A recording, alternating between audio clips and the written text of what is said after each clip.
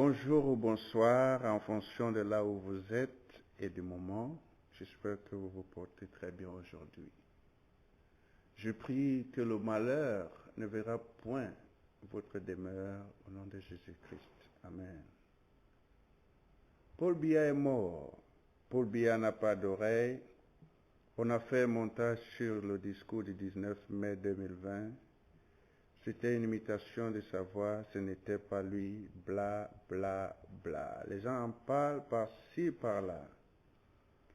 Cette vidéo ne vient point pour juger qui que ce soit, mais donner un point de vue personnel, et je suis sûr qu'à la fin, vous serez du même avis que moi.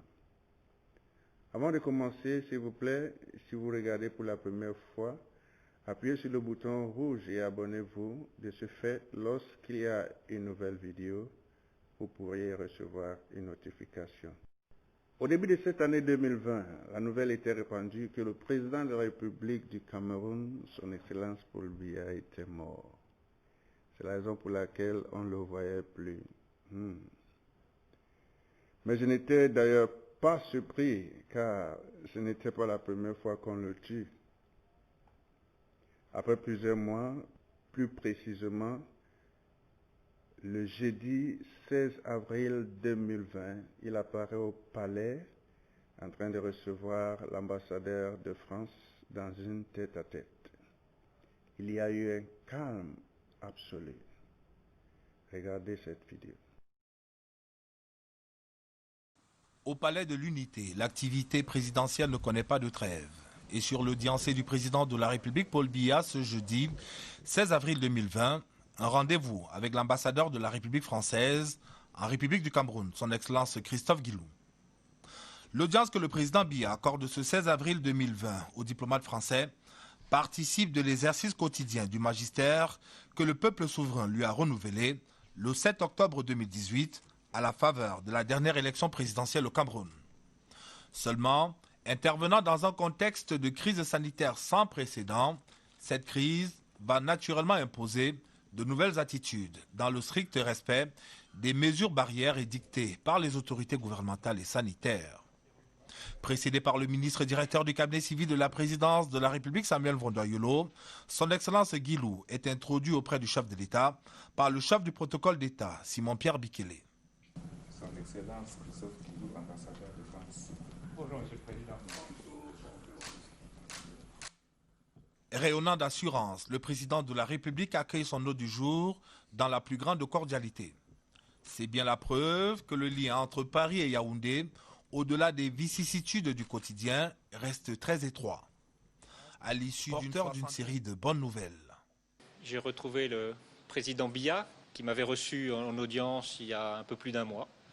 Donc, toujours alerte. Nous avons eu une très longue discussion et je lui ai affirmé qu'elles étaient au service du Cameroun pour lutter contre la pandémie. Et je lui ai également dit que nous ferions également tous nos efforts pour venir en aide aux Camerounais, notamment pour tous les problèmes d'alimentation, parce qu'il va y avoir des répercussions sur l'économie et sur l'éducation. Le 19 mai 2020, le vieux lion, élégant, encore plus beau que dans les années 80, refait son apparition, et cette fois pour s'adresser à la nation tout entière. Discours qu'on ne saurait trouver les mots exacts pour le qualifier. Mais au lendemain du discours, cette vidéo fait surface. Paul Biya, où est ton deuxième oreille? Paul Biya, ton oreille est où? Ton oreille est où? Ne nous trompez plus, hein? L'oreille là, l'oreille de l'autre côté. Tu as un seul oreille. Hé. Oh. God va nous montrer la magie. Il dit, où est ton oreille, mon frère? Où sont les oreilles? Mon frère, tu es face aux gens, on montre l'oreille. On montre. Où est ton oreille? Hé. Montrez-nous la magie. Montage. Où est l'oreille? Où est l'autre oreille? Avec le niveau de technologie de nos jours, tout est possible. Mais je suis sûr qu'après ce que je vais vous montrer, vous aurez un aperçu totalement différent. Regardez bien. Parmi les photos qui défilent depuis un certain temps devant votre écran, vous allez constater, par exemple, cette photo que vous voyez là. Il s'agit ici des photographes et journalistes élus pour immortaliser ce moment, c'est-à-dire le discours du président de la République. Dans cette deuxième photo, vous voyez l'entrée solennelle du chef de l'État. Dans la troisième photo, voici le chef de l'État qui passe devant les patrons des médias, Charles Ndongo de la CRTV et Marie-Claire Nana de Cameroun Tribune, pour ne citer que cela. Vous pouvez constater aussi la distance entre eux pour respecter la distance sociale et aussi le port de masques établi par l'OMS durant cette période de pandémie, pour tout simplement dire qu'il s'agit ici des photos récentes. Dans la quatrième photo, ici, nous avons le président qui est prêt pour l'enregistrement de son discours. Mais je voudrais souligner ceci. Quand vous regardez bien dans le cercle, il s'agit de là une oreille droite dont la vidéo est en train de souligner qu'il n'en a pas. Et en passant, la même cravate se retrouve à l'entrée et à la fin du discours. Donc il n'y a pas eu de changement. Mais la question, pourquoi? Pourquoi voulez-vous détruire le Cameroun à vil prix?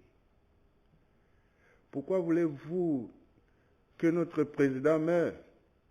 Qu'est-ce que sa mort va nous apporter?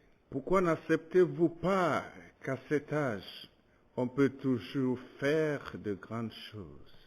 Qu'on peut toujours marcher de soi-même sans qu'on puisse être porté? Qu'on peut toujours lire avec éloquence et beaucoup d'autres. Alors j'ai sélectionné quelques vidéos pour vous faire comprendre qu'aussi avec cet âge, quelqu'un peut faire et même faire plus que les jeunes. Dans la première vidéo, nous avons ici une femme de 76 ans qui donne naissance. Alors imaginez l'âge de son mari. Ici nous avons un jeune homme, je dis bien un jeune homme de 106 ans qui continuait de faire du 100 mètres. Quelque chose que nous, même les jeunes, nous n'arrivons pas à faire à 40 ans, 45 ans. Voici la dernière vidéo, il y a une femme de 80 ans qui continue de faire du bodybuilding.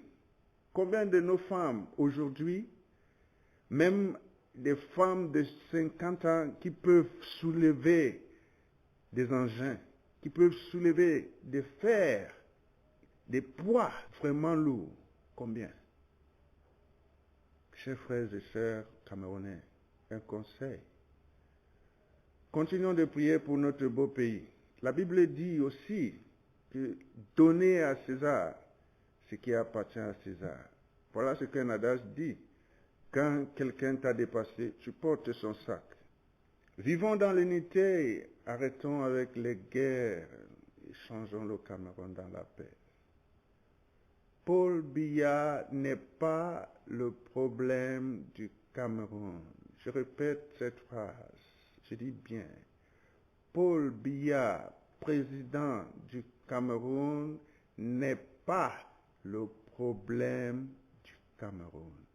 Cherchons le problème et ensemble nous allons trouver la solution.